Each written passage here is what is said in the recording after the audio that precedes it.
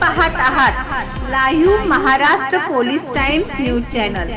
महानगरपालिकेच्या निवडणुकीसाठी सोलापुरात महाविकास आघाडीवर शिक्कामोर्तब झाले आहे।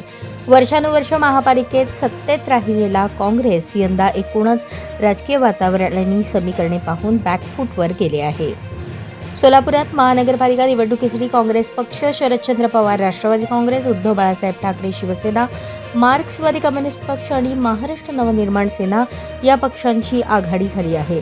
आघाडीसाठी काँग्रेसचे अध्यक्ष चेतन नरोटे, राष्ट्रवादीचे अध्यक्ष महेश गादेकर, माजी आमदार प्रकाश यलगोलवार, माजी आमदार अडम मास्टर, शिवसेनेचे जिल्हाप्रमुख प्राध्यापक अजय दासरी, महिला आघाडीच्या अस्मिता गायकवाड, महाराष्ट्र नवनिर्माण सेनेचे जिल्हाप्रमुख विनायक महिंद्रकर, लोकसभा अध्यक्ष प्रशांत इंगळे यांची बैठक गादेकर यांच्या सिटी पार्क हॉटेलवर झाली। त्यानंतर महाविकास आघाडीवर शिक्कामोर्तब करण्यात आले।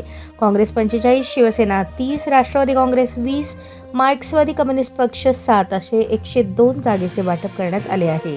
प्रभाग 6 मध्ये काँग्रेसचे रॉकी बंगाळे हे इच्छुक आहेत आणि त्यांनी एका जागेसाठी मागणी केली, पण शिवसेना प्रभागातील 4ही जागा मागणीवर ठाम राहिले, त्यामुळे बराच वेळ आघाडीची घोषणा झाली नाही।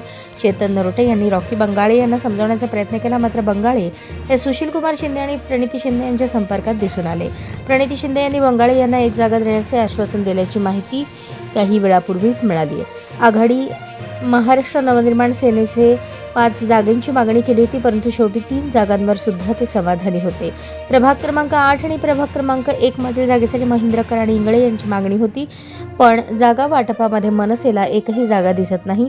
शिवसेना आपल्या 30 जागेमधील काही जागा मनसेला देणार असल्याची माहिती मिळाली।